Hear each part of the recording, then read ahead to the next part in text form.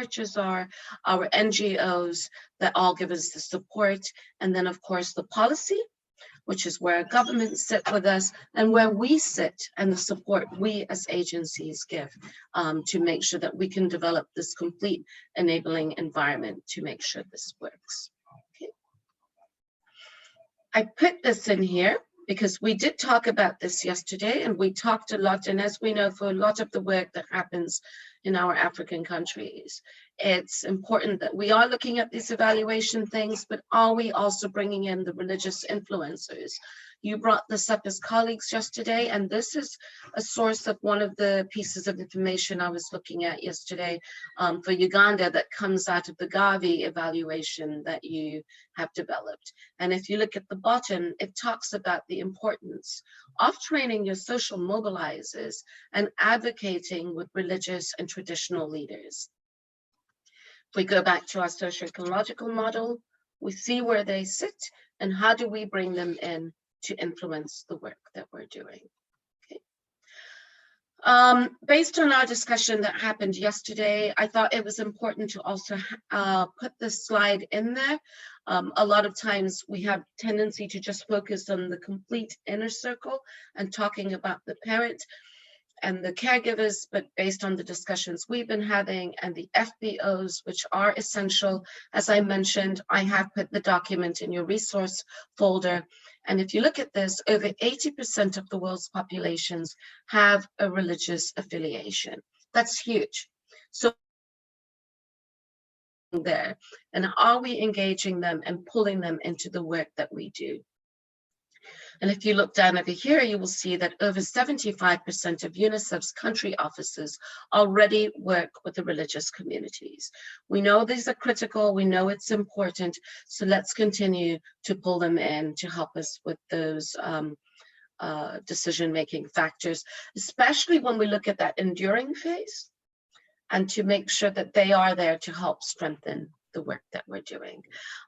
If you go, this is in your folder, it's part of the documents that are in there, and it's actually showing you again, looking at the FBOs, but looking at them, if you look to the most left part of it, you will see it's the individual, the family and peers, your community, your institution, and your policymakers. It's a social ecological model that we are using and cross-cutting it, but actually looking at, when you look at faith-based organizations or other NGOs or people on the district level, pull them in. And we also have children and youth and gender issues that you should take into consideration.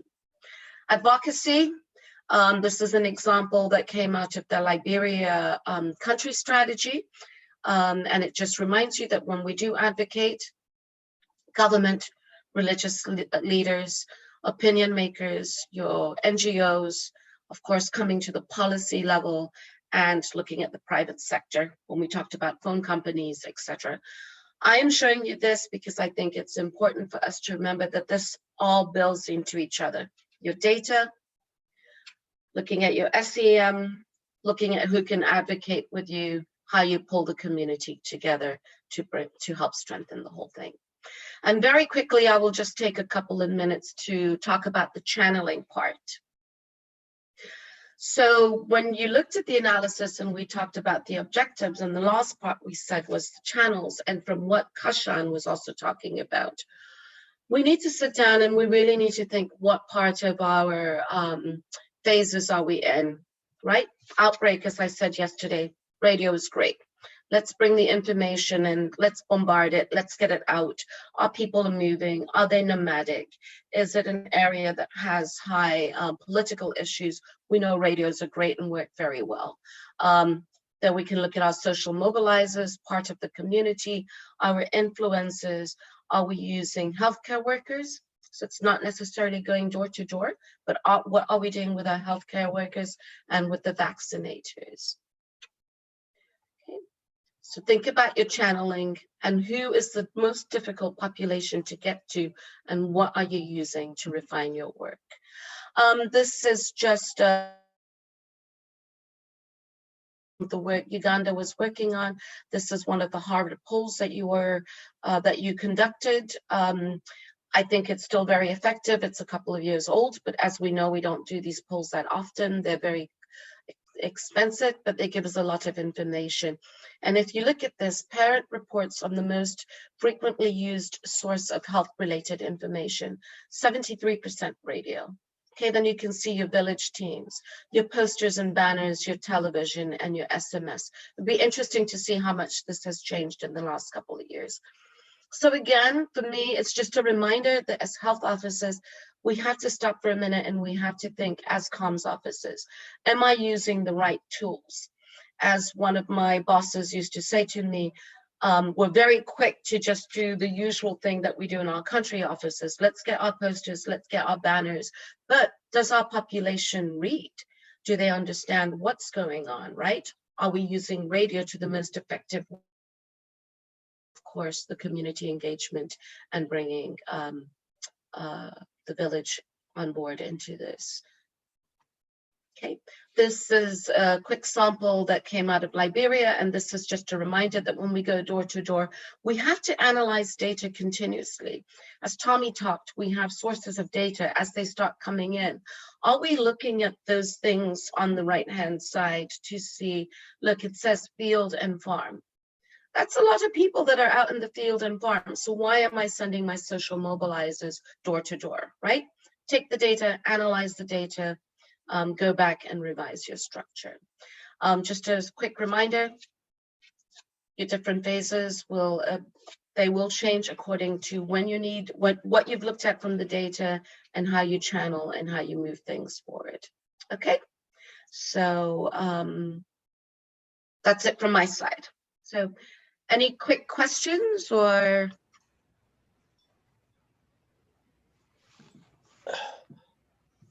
Hi, can I just come in for just to supplement Lawrence your point? Absolutely, Nasir. Yeah. Thanks a lot. It's a wonderful, really presentation on behavior and social, analysis, and it's a use for the change, the behavior change, and in our communication planning. I would just supplement from a point where you were talking about behavior and norms.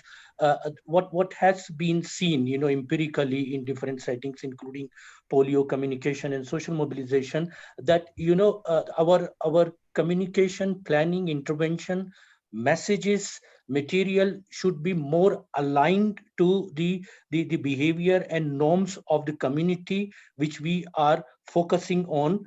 What generally happens, actually not always, some plans and interventions are very much aligned to that, but otherwise there is a heavy emphasis on the scientific data, that is epidemiological data and all those hard use, but it does not always work when we particularly talk about behavior and norms, and this is where our interventions have to be focusing on. So our data, we should be able to really use the data aligning with the behavior and the norms of the community which we are talking about. If we just heavily depend on the hard data as it comes, often it has been seen not very effective, and in some cases it backfire. Okay, that's why what yesterday we were discussing, and today also Lawrence emphasized on the importance of religious and traditional leaders and institutions, and because they are also very close to the cultural aspect, and that's where very good balance has to be struck on that one. That's where religious and traditional institutions and leaders become very, very important, because they are connected to the behaviors and norms and the emotions of the community which we are talking about. For the change which we are talking about, it should really address and work at the emotional level rather than the cognitive level. Often we emphasize more on the cognitive part, what the brains and the rationality is talking about, which is very important. But when we talk about the change which we are considering here, it has a lot to do with the emotional aspect of it, more of the emotional. So this is where the understanding of the norms of that community is very important. So our analysis should be very cognizant and conscious about all those social and behavior data of the community which we are talking about. So that's what I think is very important here to keep in mind. Otherwise, there are many examples we can talk about, but because of the constraint of the time, we cannot. Because, for example, in Sudan, when there was a campaign on Salema, so they really focused on the emotional aspect of the issue rather than the scientific one. And you can look at it. There are many examples of that. So aligning of our intervention, material, messages, planning should align it with the emotions, the behavior and norms of the community. That's what I really want to heavily emphasize on this part. Thank you for giving me full. Thank you, Nasser. And I just want to touch on something really quickly that you said. I know we're going over on our break time, but we will still give you a break. It's coming back to a couple of things that you said. When I showed the behavior analysis, that behavior analysis is something that we mainly will do in our main offices, but it's important to remember that when we do move out into more into the states or into the district levels, that we adapt it and adjust it according to what's going on in that community. It doesn't have to be completely connected to the main one. And then Rosenall developed. So you can also do these quick assessments yourself, and you're probably already doing them on the ground, right? We don't just have to wait for the CAP surveys. If we need to do a quick group guided discussion, then use the tools to get that information. Okay.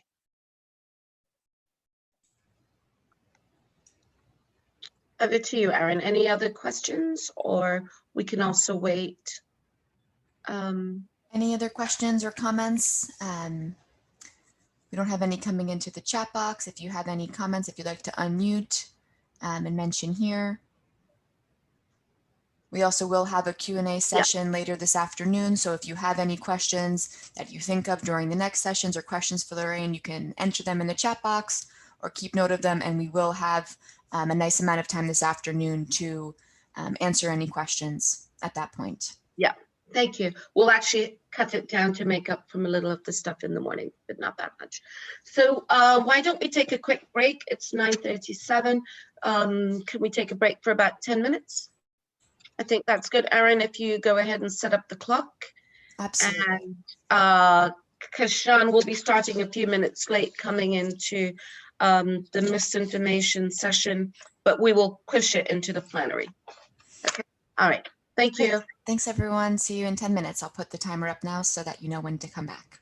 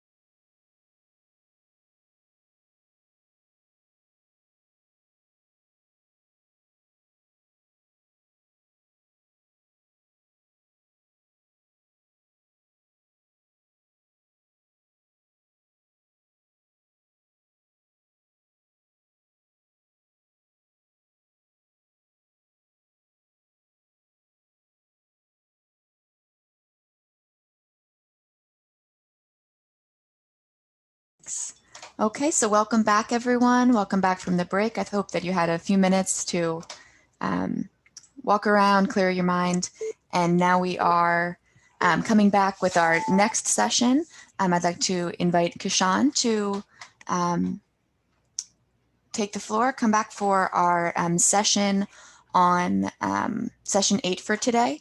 I do note for the slides we shared in advance, we did not share this one, but we'll be sure to share it after today's session. Okay, welcome, Kishan. Hi, guys. Thank you very much for coming back. So I think misinformation and rumors is something that is fairly universal in all of our work, and it's a fairly big subject to cover in about 45 minutes that we have today. But what my goal will be that by the end of this, you guys have a general understanding of what we are trying to do as UNICEF and what sources and resources are available to you, and hopefully have you guys provoke some conversations and provoke some thoughts in your own capacities and within your own teams to start dealing with misinformation a little more systematically. So having said that, let me give you guys a little overview of what we're dealing with. I'm just going to present my screen.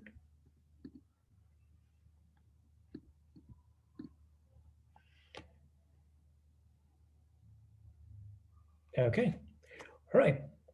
So my name is Hamid Kashan, and I'm with the UNICEF Polio Management. Now, misinformation is something that we think is, some people talk about misinformation, or some people who are refusing are the ones who are spreading misinformation or are only affected by misinformation, but that is not correct anymore. Misinformation is rampant. It's everywhere. It's around you and I on a given day. So what you're looking at right in front of you is from our online social listening on polio, just within the last 1 month. And you will see very scary words like dead, death, vaccine-derived, conspiracy, vaccines, learn the risk. And some of these words may not seem all that harmful, but behind them are some really uncomfortable things that people are propagating about vaccines. For example, hashtag learn the risk is questioning whether parents and caregivers really know what they're injecting their children with. And using these hashtags, the anti-vax community really pushes a lot of doubt and suspicion about not just polio vaccines, but all vaccines in general.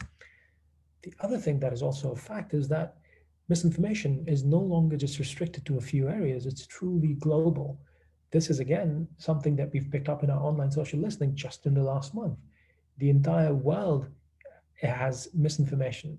The entire world has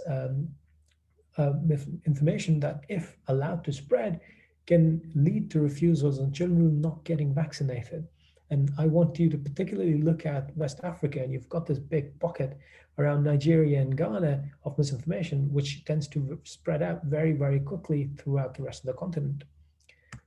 The thing, and this is a quote that I like to bring up every once in a while, because as communication people, we kind of remember this, we understand this, but we forget the rumors.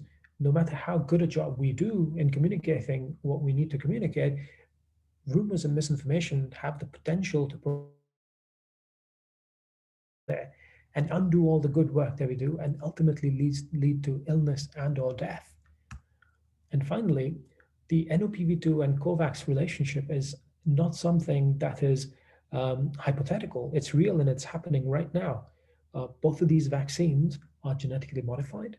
Both of these vaccines are the first vaccines to receive EUL. Both of these vaccines are urgent and emergency use. And both of these vaccines are proposed to be used in Africa.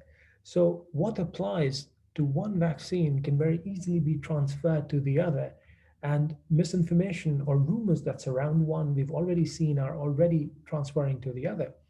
For those of you who've been part of the polio program for a while, have probably heard some of the misinformation and rumors about polio vaccine, that polio vaccine causes infertility, polio vaccine is not halal, polio vaccine causes polio, Bill Gates is trying to control your mind with the polio vaccine. So all of these things that have been said about polio vaccine have already been said about COVID and COVAX.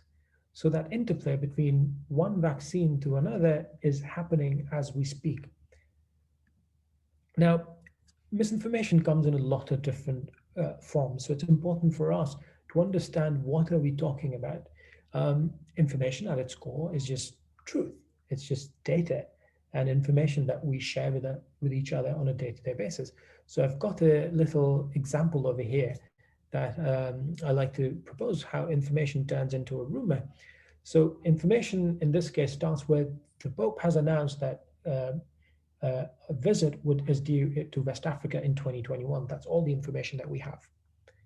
Then comes misinformation. Misinformation is accidental falsehoods, where people share part of the information or part of only share information without its context. And that is often accidental. It's not intentional.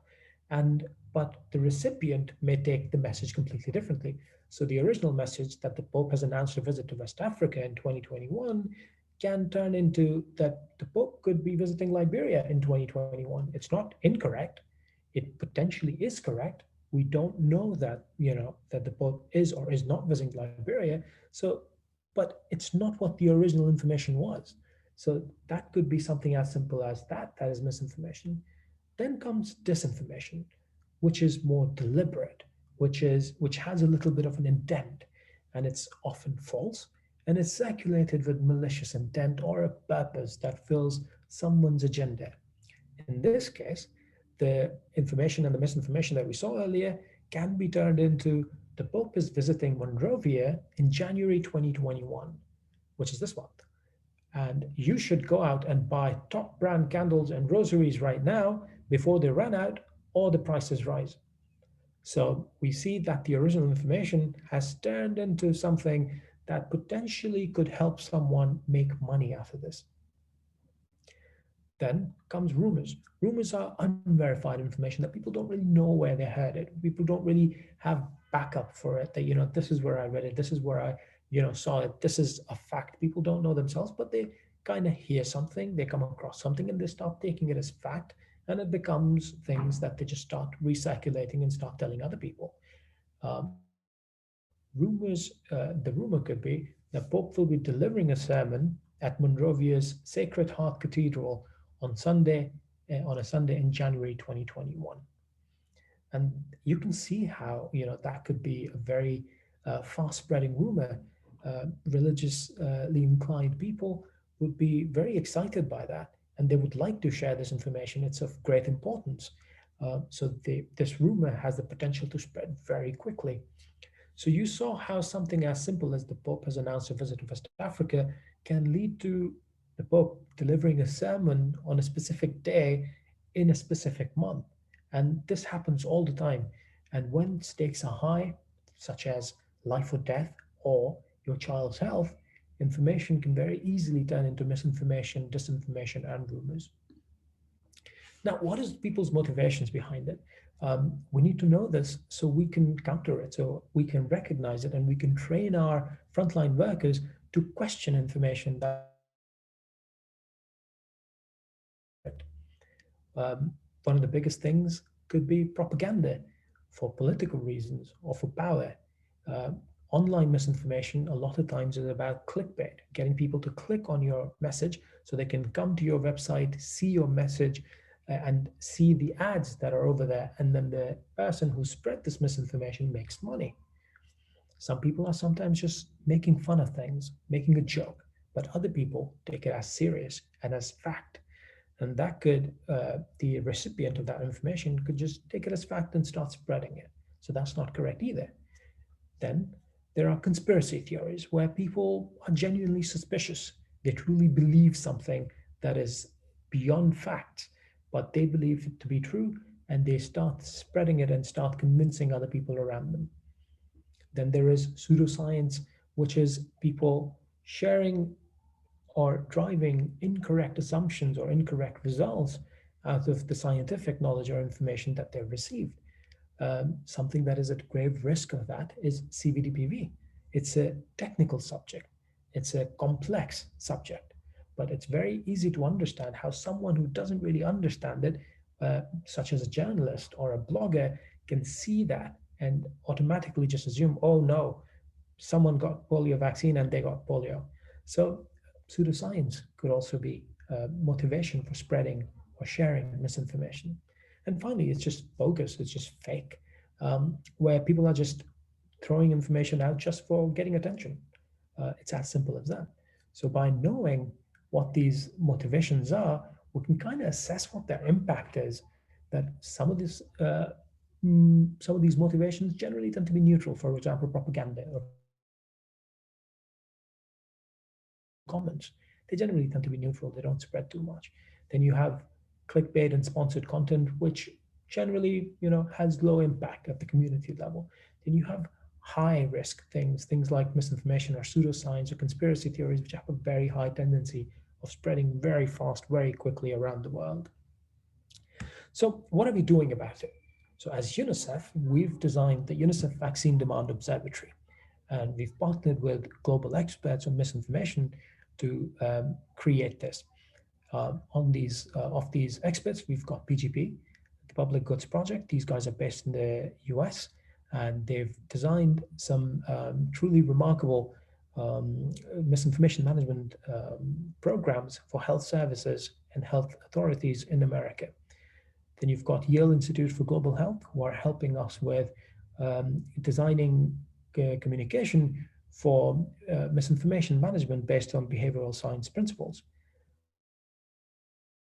First draft are global leaders in misinformation tracking and rumor monitoring. With them, we've designed the system that you see in front of you. First one is the social listening and analytics component. Second one is the digital interventions lab, where you can design and rapid test your messaging. Then third, you have the Learning Academy for capacity building. Fourth, you have collective impact for mobilizing and coordinating partnerships. And number 5 is capacity strengthening and providing technical guidance. The first output from that is the Vaccine Misinformation Management Field Guide. This is a fairly small document, but very, very practical, and it's available now, and it's part of the SharePoint link that's been shared with you. And if it's not already there, then Erin will make sure that it's there by the time you guys access it today.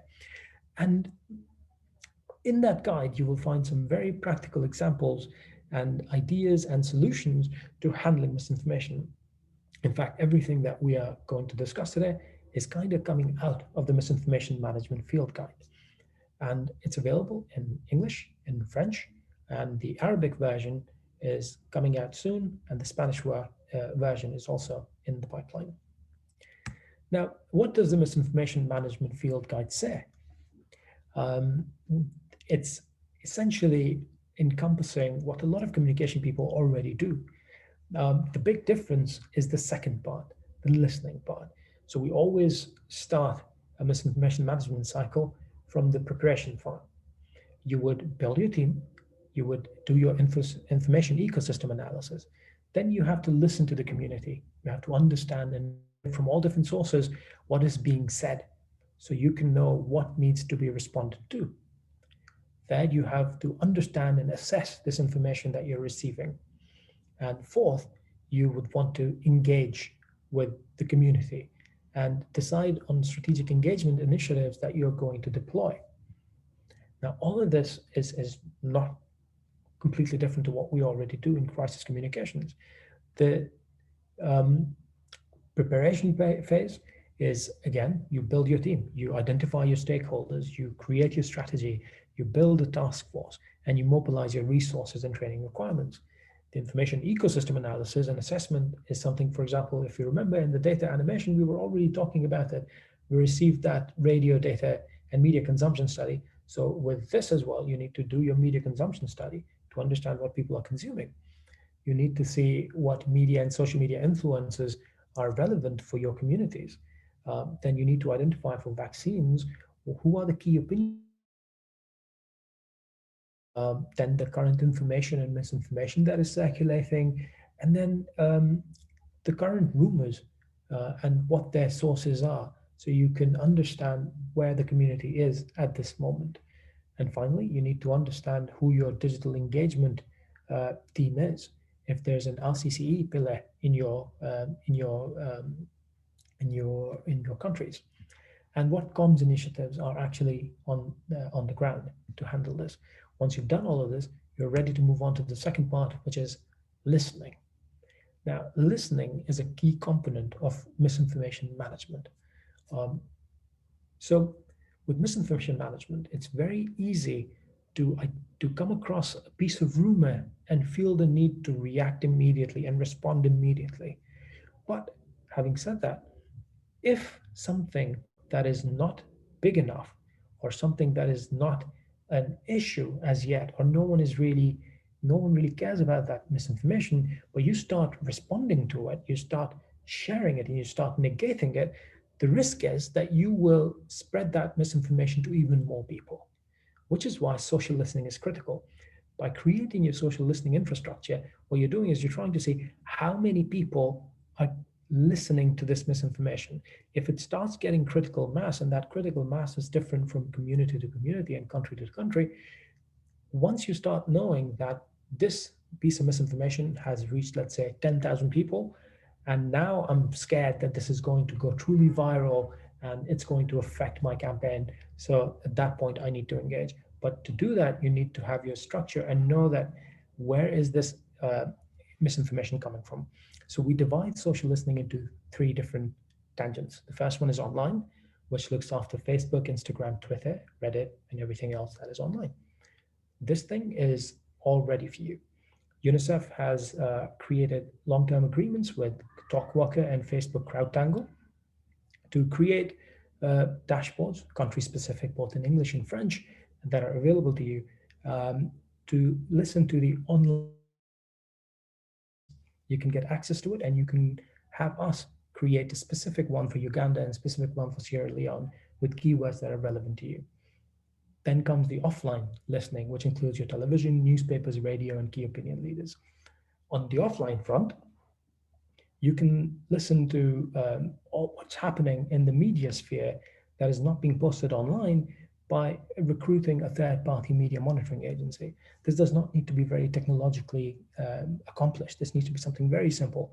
A local supplier who is willing to purchase a bunch of newspapers every day and monitor a bunch of TV news broadcasts every day and give you a daily report. So you can track what is being said on the media about vaccines. Then you can also have digital social mobilizers. This is something that we're going to talk about a little bit later. And your frontline workers provide you offline listening that, hey, I heard this rumor on TV. So they can report that to you. Then third, on the ground, disinformation or misinformation is circulating in community meetings and religious gatherings and through social influencers on SMS and WhatsApp. So to capture all of that information, you have your micro plans and social mobilization plans. Your frontline workers need to integrate themselves with all of these community meetings and religious gatherings immediately so they can start reporting back. You can also run your gap service, your report, and WhatsApp helplines to start tracking the conversations and the misinformation and the rumors that is taking hold on the ground. Now, all of this information from online, offline, and on ground needs to be packed into the rumor log. This rumor log is the central document of truth. In that document, coincidentally, are all the falsehoods that are being said about vaccines. So in one place, you can say, oh, I saw this rumor in this district, this district, this district, this district within 1 week. That means this is something really scary. This is something really important that I need to alert myself and my team over, and I need to start planning a response to it. Now, this is what online social listening looks like. It's fairly simple. It's like searching something on Google. You enter a keyword, you get a response.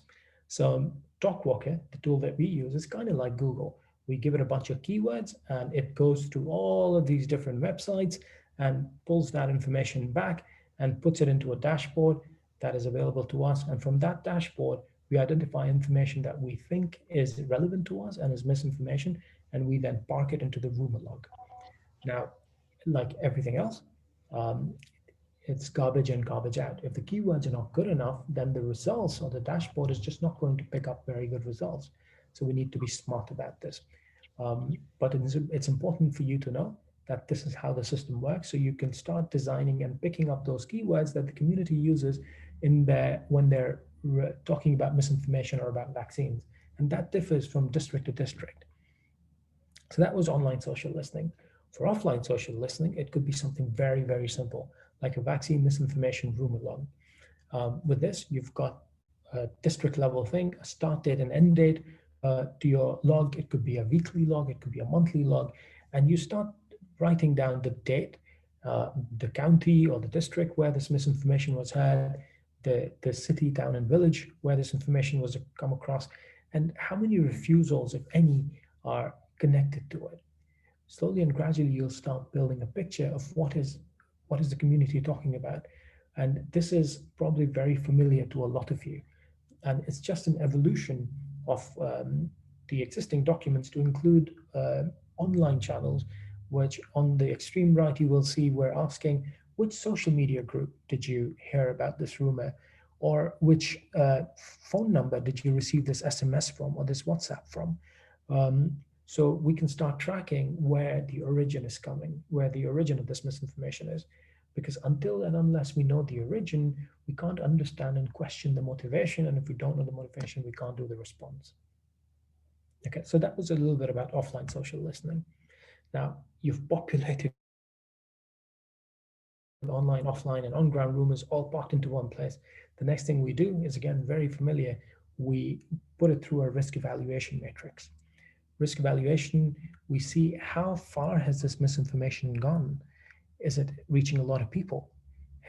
Has the issue escalated? Is it spreading a lot? And what is my response capacity? Am I ready to respond, or do I have very limited ability to respond to this? And is the general public really trusting in this rumor, or no one really cares about this, and people are just offhanded, just not caring about this piece of information? So based on a bunch of these things, we as communication experts can decide that this looks like a high risk or a medium risk rumor. And based on that, we have different sets of responses that we can design and engage to contain that misinformation. Now that engagement, we're going to talk about it a little bit later. Now, with engagement, you have different kinds of rumors based on the risks that you've identified. Sometimes you've got information gaps where people just don't really know what is happening. So that's why they're questioning things. And we see, well, there's a lot of questions about this. Maybe there's an information gap. So I can shape the agenda. I can provide effective content there and raise voices from community leaders to fill that gap. Then you have misinformation, which is low risk. Over there, you can create inoculation content, which is before misinformation has actually spread or has actually started causing problems to the program. You stop it right there. You provide accurate information around it, and you stop that rumor dead in its tracks so it doesn't share anymore. Ideally, you would want yourself to be there, where before information spreads and it's still low risk, you provide your content out, you cut it before it spreads. And finally, you've got your medium and high risk misinformation. Over there, you have to debunk your specific myths. Now, the tendency for us as human beings is if someone is saying something wrong, we go up to them and say, you are wrong, I am right, this is why I'm right. But often when you especially around misinformation, it's scientifically proven that people start holding on to that misinformation even stronger. And they start refuting you even more, especially if done publicly. So there's a very specific way to respond to misinformation, which is also in the misinformation management field guide, is that you create a fact, myth, fallacy, fact style of message development. And a lot of this messaging will be available to you guys going forward. And this is what I was talking about when you're inoculating or debunking a specific message. This is what you do. You create a fact, you start with a fact, then you give them a warning that that there is a misinformation coming, because remember, every time you repeat a misinformation, people can take it as fact. They might not understand the context. So if you just say that polio vaccine causes polio, or you can say, if you say polio vaccine does not cause polio, then a lot of people will think, well, maybe it does. So you have to be very, very careful when you start trying to target misinformation. So you start with fact, you tell them why that misinformation is wrong, and then you repeat the fact to ensure that their takeaway message is positive. Now, all of this is a lot of work, and all of you guys have, as it is, a lot of challenges and a lot of work to do. So what we've started doing is we're creating a message bank with the Vaccine Demand Observatory. The message bank is going to target issues that are general vaccine topics, plus common vaccine misinformation like sterility, like infertility, like the halal subject, or that Bill Gates' involvement, or why it's being used in Africa, and the common misconceptions to this very specific misinformation that is going to come from you guys that, hey, in my country or in my district, this has become a challenge. Can you please create content around it? So we will target those issues. We will draft these messages based on behavioral principles, and we will create pre-bunk and debunk message content ready to go. We will conduct rapid A/B testing, and where possible within your countries, and especially if there's an online component, we can run online panels and conduct message refinement to make sure that it is very effective, the message that we hand over to you. And finally, we can support the messaging with the implementation in M&E. Now, all of this will be ready and available for you guys to tap into and customize. Should you need to make some changes, you'd be able to, but it'll just give you that head start. Because if you start creating messaging when misinformation is already out there, you're already too late. So you need to have all the you have to preempt misinformation and get your messaging. Message bank always needs to be populated with new things constantly so it stays relevant. Now, these are, for example, just some of the things that we've created in the message bank. This is already there. So one of the things is that NOPV is dangerous and untested. So we've got, and imagine these are Facebook posts or these are WhatsApp messages that are going out.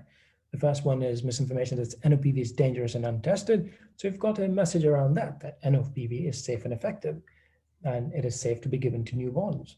And it's been used in many countries to protect children from polio. So you reinforce the efficacy and you give them an example of why it's safe. Then the other thing about breastfeeding, some communities say that breastfeeding protects children from polio, that they don't need the vaccine. So we tell them that, well, yes, breastfeeding is good, it's healthy, and it protects children from some diseases, but it does not protect your child from polio. So even if you are breastfeeding polio vaccine, so you have tons of these different messages that you can tap into and readily deploy. Now comes message distribution. Now, on this part, this is something that we are developing. It's kind of the evolution of the social mobilization work that we all do at UNICEF. It's essentially the same thing, but only digital, because a lot of misinformation is happening online, or it's even if it's originating on offline, it very quickly ends up online and then it starts spreading. So it's important for us to create that barrier between the online and the offline world and ensure that misinformation from one side cannot go to the other side, and we have effective gates in place to control it there. And digital social mobilization and social mobilizers are a key tool to do that. These guys can help counter misinformation.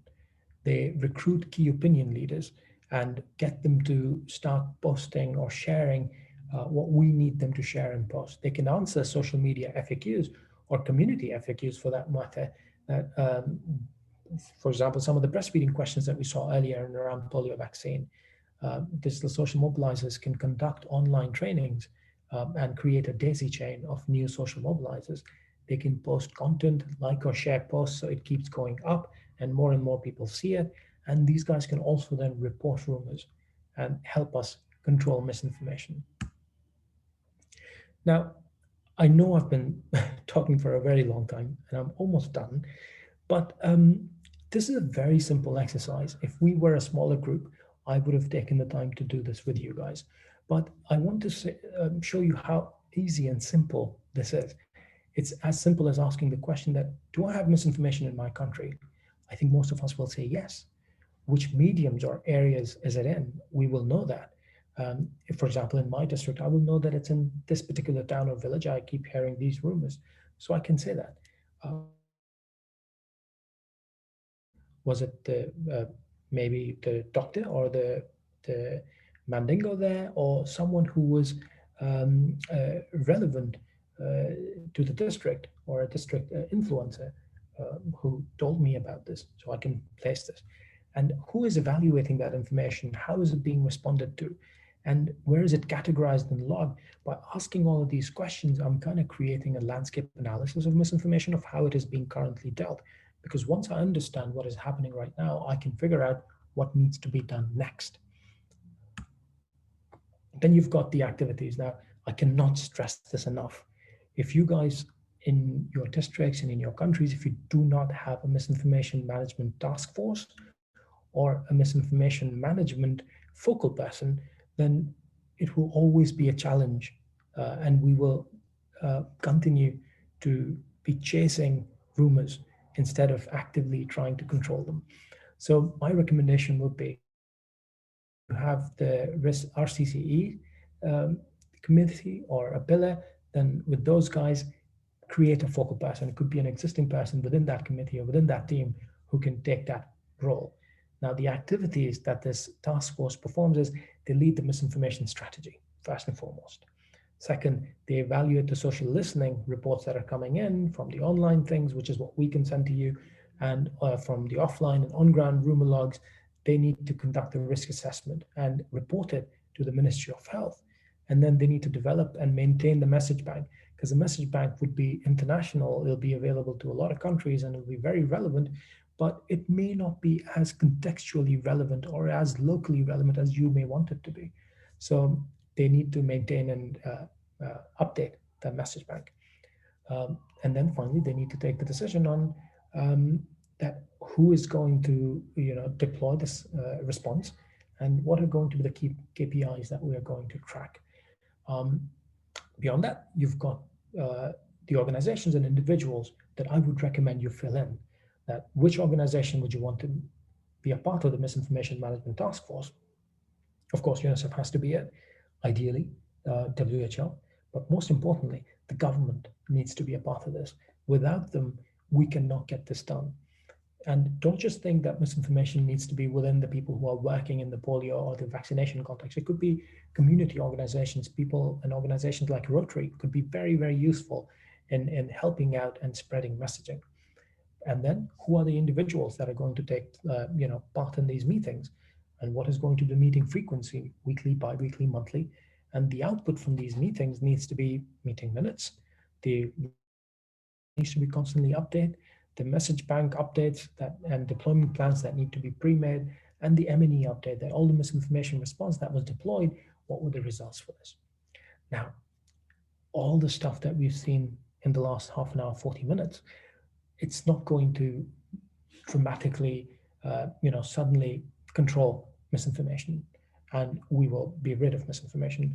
That's not how misinformation works. It's a living, breathing thing that will keep arising all the time, which is why we need to develop the structures and develop the fundamentals and create the groundwork to be able to deal with it in the long run so we can effectively perform our jobs. And the action points for all of these going forward for all of you would be please prepare your task in the prepare phase, formalize your task force, finalize a misinformation management strategy, and distribute the tools and trainings that the teams need to be able to handle the rumors. Then you need to create your listening structures, get access to the online social listening monitoring agency to give you reports, and you need to build your district level rumor logs into your micro planning SOPs. Then in the understand phase, you need to establish your response times by risk assessment levels, finalize the media landscape study, and align times for rumor logs and social listening and analysis reports. Finally, in the engage phase, get your message bank ready. And as I said earlier, if you don't have your messages ready, when you identify misinformation, you're already too late. So you need to have your messages and preempt misinformation before it happens. Then you have your create deployment plans that you need to get ready. And before misinformation happens, So if a misinformation is taking place in a specific district only on ground, then you need to have an on-ground team or on-ground influencers ready to be deployed and counter that. And then you need to, of course, have your monitoring and monitoring and evaluation KPIs designed so you can track the efficacy of the work that you're doing. This is all just the start. There is a lot of work that needs to be done behind this. And there's a lot of detail behind all of the slides that we've gone through. And I will be available to you afterwards. And all the documents, all the resources from the UNICEF Vaccine Demand Observatory will be available to you to help manage misinformation going forward. Thank you.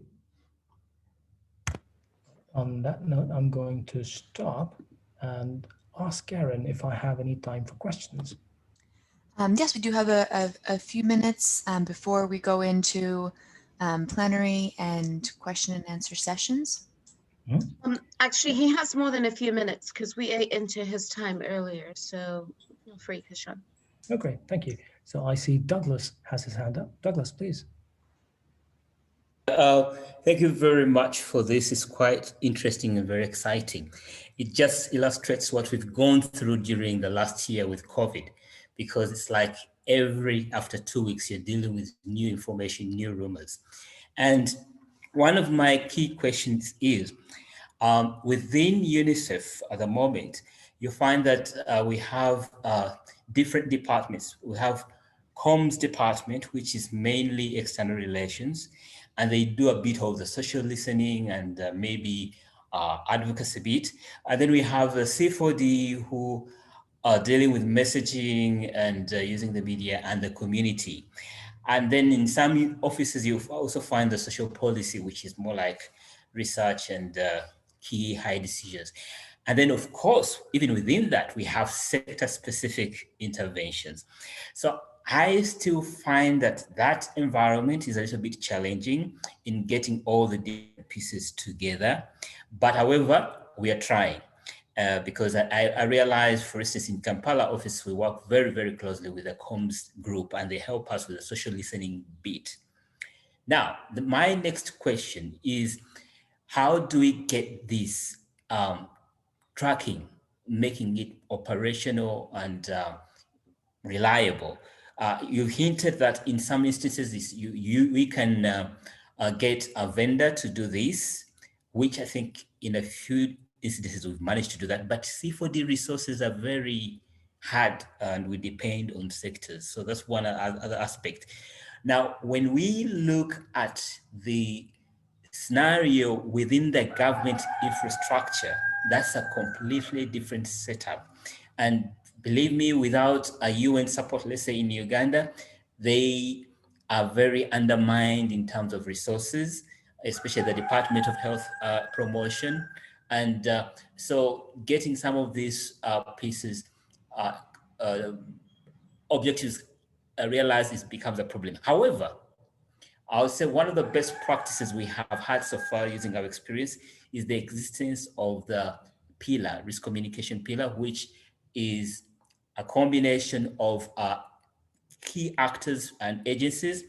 And well, I don't know whether it's the same in other countries, but in Uganda, this has come up very strongly to pull resources together technically and also in terms of financially, and also to move as one. And what excites me about this is that you're providing us with a set of tools which can then even help us structure our pillar and the different energies that we have within to move in a more coordinated and a professional manner. But I really appreciate this, and it's something that is very worthy applying. Thank you very much, Douglas. And you raised some very interesting points. Within UNICEF, misinformation cannot just be a C4D thing. It needs to be a C4D and external comms combined together thing, because this is one of those rare instances where we need to work together. It can't just be the C4D or the external comms team that is handling misinformation. Until and unless we come together, we will not be successful, at least on this front. Now, how to do this? And I think that, this is something that will kind of be determined by the teams themselves. for example, in your case, if you feel it's possible, then maybe the external comms and the C4D teams can jointly be part of the misinformation management task force. And of course, the government's role, as I said earlier, is instrumental. They need to be, and they must be a part of this. Without them, we just will not be able to get this done. Having said that, I do want to point it out to you guys. I know that resources are short, which is why for online social listening, which a lot of traditional media, such as newspapers and television, are now also online. So whatever they're reporting on their television channels and newspapers, that ends up being online. This is certainly true for the big television stations and newspapers. May not be true for smaller district level stations and radio stations and newspapers. So for that, we have tools that are readily available. You will not need to tap into your resources. We already have these contracts in place, and we can create, for example, a Uganda-specific dashboard in as little as a week and have it available to you, and automatically just sending you reports as soon as something is happening that needs your attention. But of course, that would need your input, and I look forward to working with you and the team to creating that. Okay. Thank you. Any other questions, guys? The chat box is open if you'd like to write your question. We have a comment from Ibrahim with a concern. Most of the times we communicate to create demand for essential services, but most of the time services are not readily available, which creates communication backlash. How can this be addressed? Absolutely. Ibrahim, I wish I had the answer. I think all of us have been through situations like this where we're trying to create demand for something that is not quite ready, that is something that is not operationally 100% there.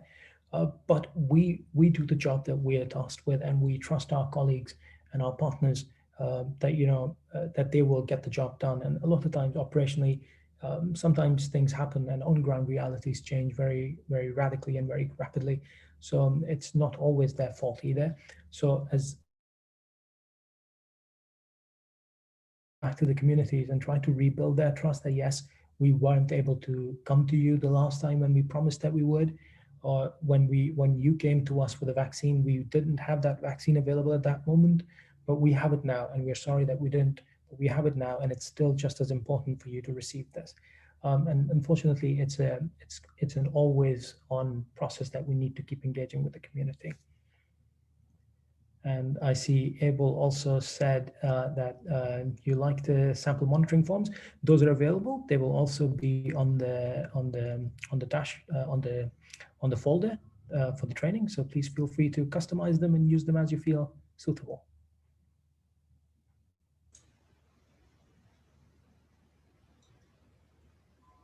Alrighty. Okay. Any other questions or comments for Kashan? I see the room in Sierra Leone is unmuted. Do you have a question in the room? Actually, this is also like a question, but it's first of all, thank Kasha for the presentation. I think in Sierra Leone, one thing that we did identify as a challenge for us is like the media monitoring, especially the social media monitoring. Yeah, so I think we are engaged in the Tokoga system, but in terms of the implementation, because we didn't have a thorough training on it, so we were unable to actually proceed in terms of the implementation. So what we did created was the Google Alert system that actually sent direct information to our emails. And also we do the offline media monitoring, because we have a small team that actually do our media monitoring offline and online. So I think with this presentation, it has provided us for us more information and potential more tools that can strengthen our media monitoring team. But we have before now did engage Cindy that one support I think we may actually require from UNICEF is that has to do with one from for the media monitoring. Actually, and for what I've just seen within this short 45 minutes, I think it's actually great and can improve on our system even beyond the polio response, and it can be used to actually strengthen our system, because understanding the public perception is actually key. So I think with all these tools put together, I think Botasha, we'll be meeting base with you frequently, and we may hope that you may give us more time to touch base with you online, sir. Thank you. Absolutely. Thank you very much for raising that. And as you said, a lot of times we don't have the resources to adequately monitor all the media that we need to monitor. And having said that, though, I would say the easiest win for all of us would be to get the online social listening. At least that part is done. Because what we are noticing now is a lot of rumors happen for example, in Ghana, quickly jump into Nigeria, from there to Liberia, and within 2 weeks, we start hearing about the team on the ground talking about them.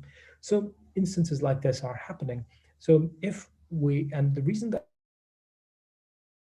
in communities, the people who have access to mobile phones and to internet in particular tend to be the sources of information for that community.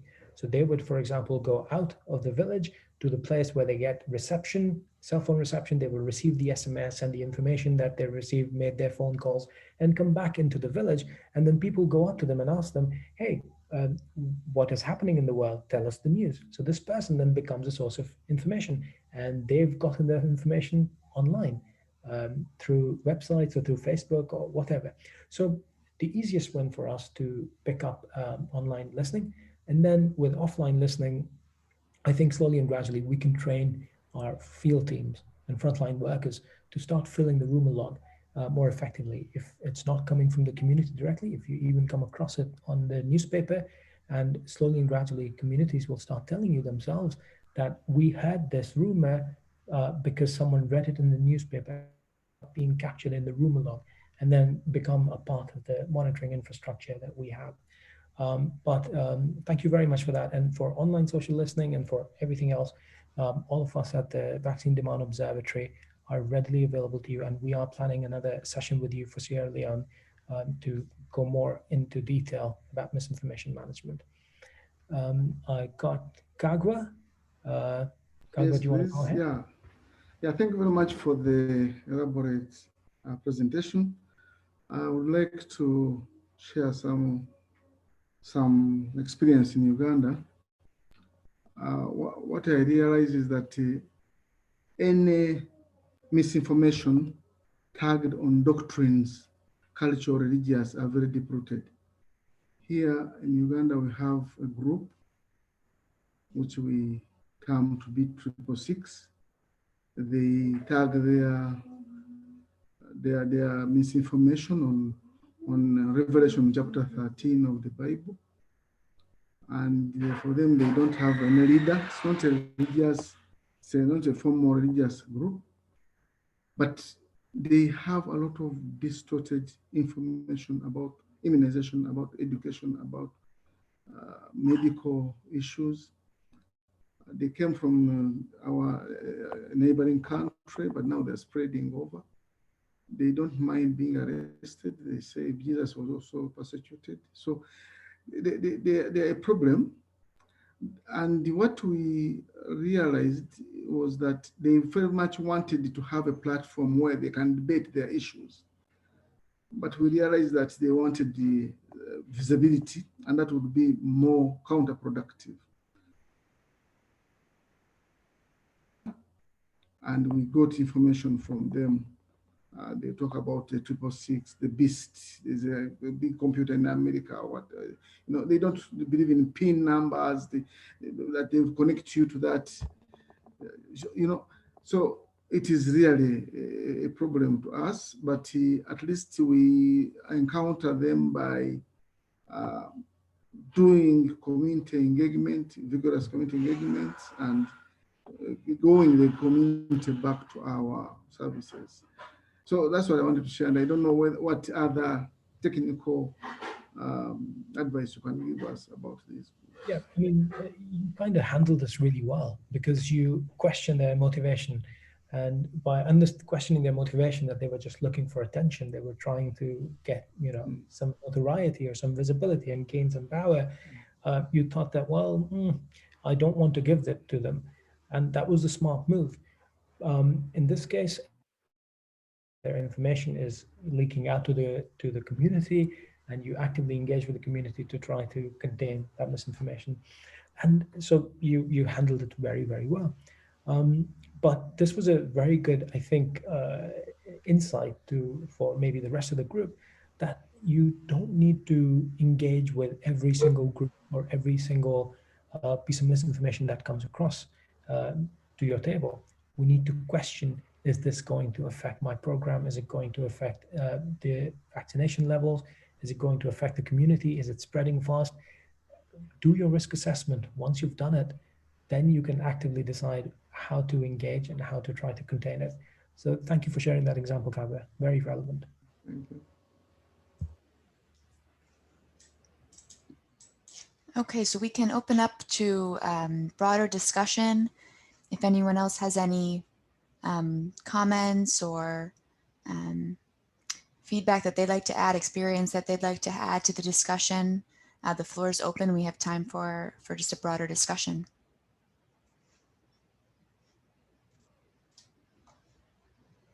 Emmanuel, I see you're unmuted. Would you like to come in?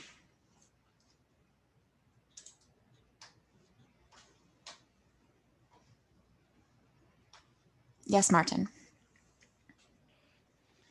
Thank you very much. I just had a comment and sort of a clarification I needed to get from Kashan. I think from the first presentation, first of all, I'm sorry to take you back on that, where we talked about data matters. In one of the examples, we saw that in the examples in the map, in northeastern, where we had pulse rates, it was also indicated that we had a very high radio utilization and access. However, when we came, like, for example, the strategy which was used, there we sent there the local leaders to talk to the community, the persons on the community. And to me, that left me a little bit wondering, what were there other factors that could have led to that, other than using the radio as a method to reach this population, because everything was good around the radio? Yeah, that's one. But my comment also I wanted to make is, especially in the context of Uganda, my colleagues from the Ministry of Health will remember health promotion, which moves up to the district level, where we have what we call the district health educators. And now this structure is actually the one that is responsible really for issues to do with the risk communication and community engagement, either in a crisis at the district level, they're supposed to lead, plus all the other partners, of course. But also we have another office, which we call the District Information Office. Now, this is not in health. This is an outside position, which is like in a sort of administration. It's responsible for all the communication issues, community engagement with the. So what I've really been looking forward, and I think we have tried as a country to start working in that area, to really bring in these two offices as the district information office, but also the technical office in the health department as the district health educator, to see that we can really move together in these two offices and see how we engage in risk communication, and more importantly in the crisis management. I just wanted, I don't know if Kagwa has a comment to make around that, but that's what I really see working in our country, and maybe somehow there's a little bit of a detachment or a smaller link in that area. Thank you.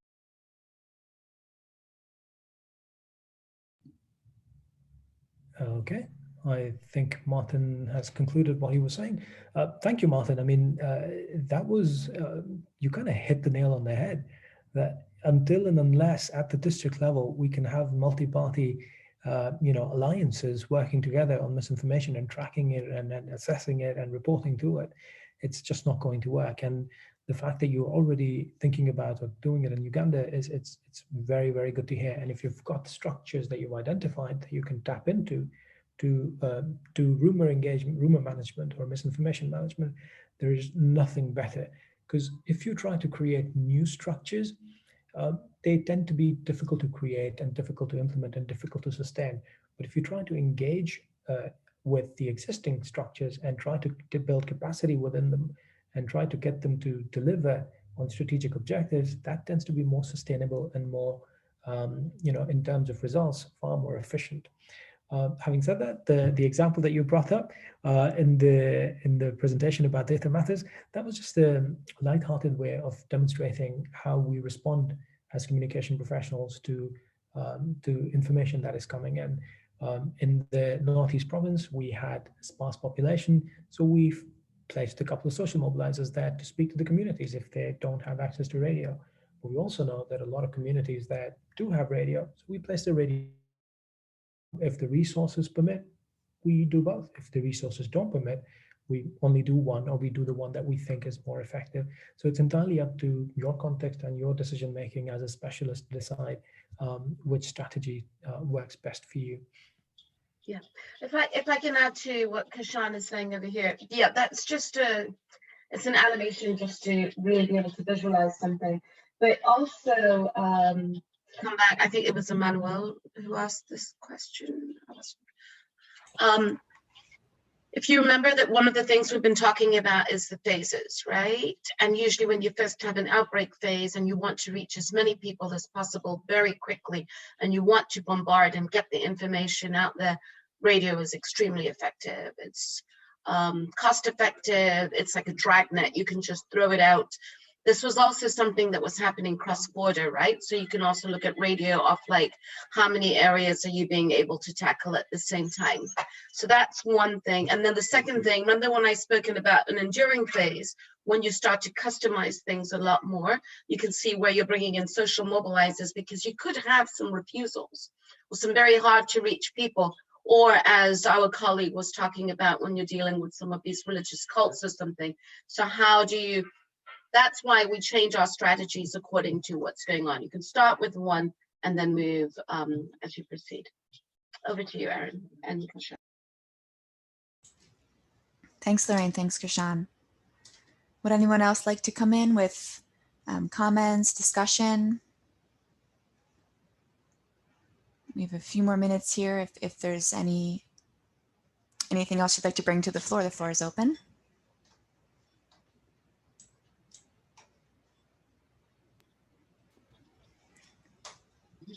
Okay, I'm not seeing any microphones coming on. Yeah, Erin, I would also like to look at some of the questions that came up yesterday that we mentioned earlier that we did not completely address, or, that I do want to acknowledge that we do have the questions. And, one of them was engaging faith-based traditional healers in polio eradication. We touched on this a little bit. We've put some documents in there. I hope that was a little bit helpful, but when I look at this question and I look at some of the other questions too, it looks like these are things that we would have to sit down as a group, which you've asked for, and have these participatory sessions of like, how do we actually look at our own strategies and figure out what is actually missing? Have you looked at mapping and seen where these people are, where the organizations are, and how do you drag that in? How do you bring in your micro planning into this also, which Fahad will be talking about tomorrow. So maybe that did come out from the meeting yesterday that are more based on the strategies, looking at things like that, address effective communication on our RI services, and then bring that in again tomorrow into tomorrow's discussion when Fahad's speaking. Somebody also had a comment about a bottom-up approach in countries like Uganda, maybe more of a benefit than the current approach. Yes, this is true. For a lot of our work that we do in development, we try and use as much as possible a complete inclusion approach. I think if you looked at the SCM, we kind of addressed that in agreements, and I think we should bring it in. There's also a question about the difference between MOPV and NOPV, the new one, which is just very quickly the genetically modified vaccine. And to remind you, oh, you have it on the screen over here, that we will be doing for the introduction of NOPV2, which should be coming up for Uganda and Sierra Leone sometime in the next couple of weeks over here. We will really go into depth about this. And actually, I will put the tools for the NOPV into your folder, so you will have them ahead of time. And plus some of the strategies that the GPEI has will already be in there. But we will discuss this more in depth when we go into that training. Thank you so much, Lorraine. So I will maintain some of these questions in the parking lot for the towards the end of the training, so that we can check back and make sure we've provided the resources or responses to these questions that we've received that are still in the parking lot. Yes, please, because those are like big parts of the strategy that we have to look at, and country offices would need to look at within their group and collaborate together on those. Yep. Absolutely. If we have a few minutes before if we don't have any other questions, I'd actually just like to review the tools really quickly, because our Sierra Leone colleagues will not be on the training with us tomorrow, so that they are aware of what we have out there and what's sitting in the folders for them. And before I do that, I would like to bring up a couple of things. And I'm speaking to you as a colleague, somebody who does a lot of capacity development and behavior change. There are a couple of trainings out there if you're looking for other resources or ways to increase some of this work with the polio program. And one of them is the STOP training. And we actually conduct the STOP training in Uganda. Hopefully we will be having it this year. If you would like more information on it, you can actually look at it directly on the CDC's website and get the information. It's a great way to increase knowledge just on what goes on with polio, but also the STOP training is moving more into the VPDs, vaccine preventable diseases, so it's a mix. It's a very intense course that goes on for 3 weeks. Normal STOP, which is very technical, and then the 3rd week, which is comms based. So that's something you might want to look at. Or you can also just contact me directly or Tommy, and we can give you more information on that. We usually then deploy people if you're interested in something like that. And then the other thing that I highly recommend that you can look at, and I believe it's actually currently on UNICEF's site, is also looking at the Outbreak Preparedness and Response roster that is open. It is done through the polio program, and there is one that's also done through the C4D program itself. Please take a look at that, because the programs are always looking for people who can give support to other countries on search. Okay. And then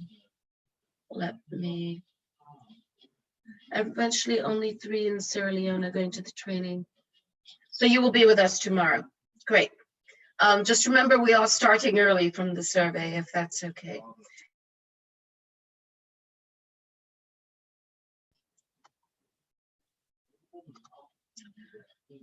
So one of the things I'd like to just take a few minutes and talk about is all these packages and tools that we do develop and have available for you to help guide you to take and to do your work. Remember, for a lot of these things, you can't take them, you customize them, you take them down to the country level. And if you need support, reach out to us to see where we can support you with this. One of the things that we did talk about a little bit, and I might even break it down a little more tomorrow, is looking at the Outbreak training package. As I mentioned, it's the 3 phases. It's how do we put you through these trainings? How do you train colleagues? You're requested to go out and do a quick training of consultants, or looking at the supervisory level, and also going all the way down to the frontline worker level, the people who are going door to door, we do have a package over there for you that you can look at and adjust accordingly. This is just a sample to show you that inside the trainings, when you're working on the ground, they are made to be very interactive. It's a lot more participatory than what we are doing with Zoom, and the modules that they cover, they also do come in a couple of languages. We also have tools that are available. We have the flashcards. We have more of an intense training, which is the blue manual that you see over there. And this is for health workers and supervisors. It's also for vaccinators. So lots of times when we're training for UNICEF, we will have a tendency to focus more just on social mobilization. But no, we also do vaccination trainings, especially when we give support to WHO on this. The role of doing vaccination. And we've also taken the blue manuals and made a lighter version that's for quick use for outbreak response. Again, these come in multiple languages. These ones we've also extended into Arabic, into Portuguese, for response in different parts of the world. So if you do have colleagues who are looking for tools, please share them with them. And then again, of course, your strategy, which is in your resource box and available to you, and the IEC materials, which are also available for you in your outbreak packages. A good example, again, of how we take these things, and especially when you look at the IEC materials, to make sure that you are customizing them down to the country level and in the local context. There are also some tools that I have been developing over the past few years, colleagues and to help us as trainers. And one of them is a facilitation guide that I put in your resources. And this is more just based on how do we facilitate trainings, etc., which we will talk about tomorrow briefly when we talk about our roles as facilitators and trainers. And we also have some very helpful tools to remind us that when we do our trainings, people learn differently. Not everybody reads. Some people are visual learners. I'm a visual learner. I like to see maps and things visually more than just reading. Some prefer to listen and some work by action.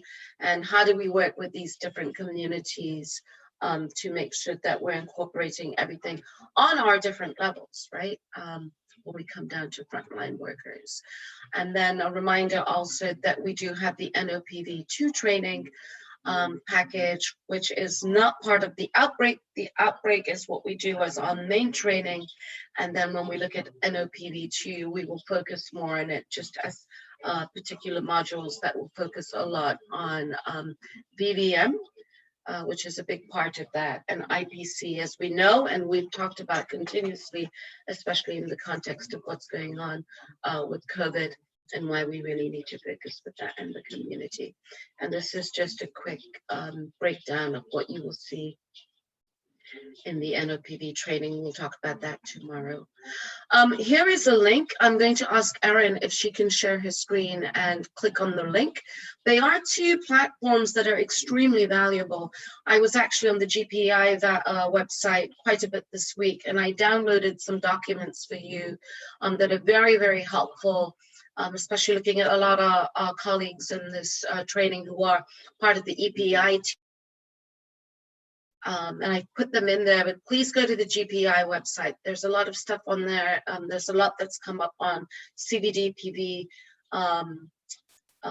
definitions and what do we talk about. They're all on the website. These are open websites to the public. So as someone mentioned earlier from our Sierra Leone office, when you were talking about the media, they have access to this. So I highly recommend that you do go there and look at some of the documents that are up there based on outbreaks and the introduction of NOPV2.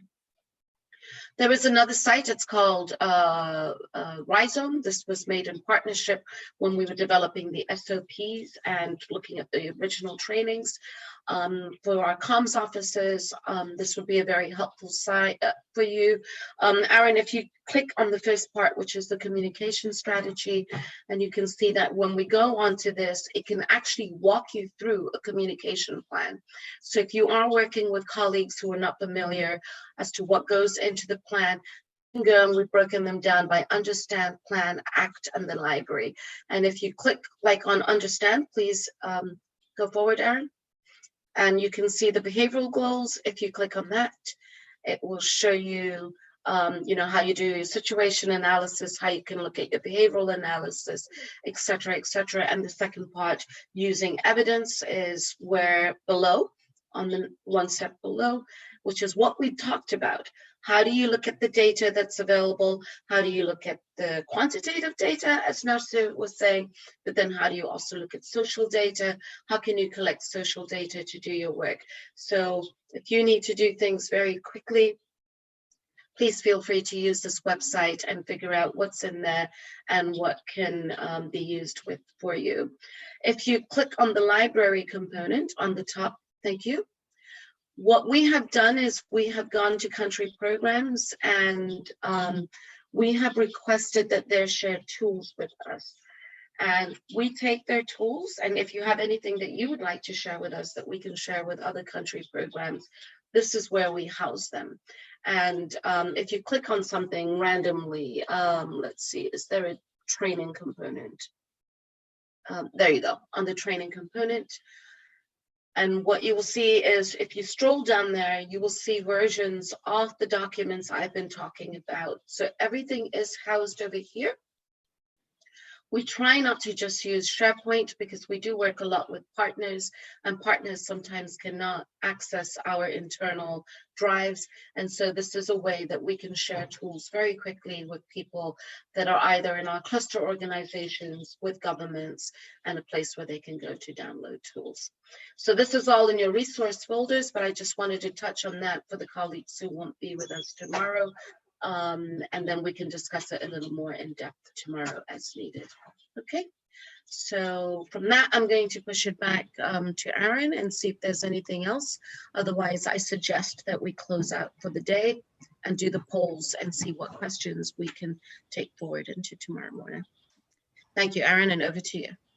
Thank you so much, Lorraine. So if anyone is interested in looking through Rhizome, which Lorraine was just showing us, walking us through, I added the link to Rhizome in the chat box. And just now in the chat box is a link to the survey for today. So we'd love to hear from you. What questions do you still have on any of the topics that we've been discussing, and which areas do you still need more support? And we really appreciate having this feedback from you so that we can make sure that in tomorrow's session, we are addressing any remaining questions that you have, any concerns that you have, and making sure that we take the time to discuss any of those items where you still have some concerns or would like further discussion. So the link is in the chat box. And if you're in the training room, you can go on your phones to slido.com, as you see on the screen, and enter event code 7677. So we'll give a few, I'll give 3 minutes to complete the survey. And then we can close out for the day. Go ahead, Lorraine. Yeah. And Aaron, just while you're saying that, I mean, I have written down the notes, especially about like, how do we make this more participatory? It would be ideal to do these trainings on the ground. This is something we're in discussion with Mariana and with Tommy to try and figure out, do we just have a coffee breakout session and just take one topic or one issue and see how we can take these things forward to continuously be able to provide support. Thank you. Thank you, Lorraine. Yes, this was feedback we received yesterday. So we are thinking about how we can adapt to meet your needs based on the feedback you're giving.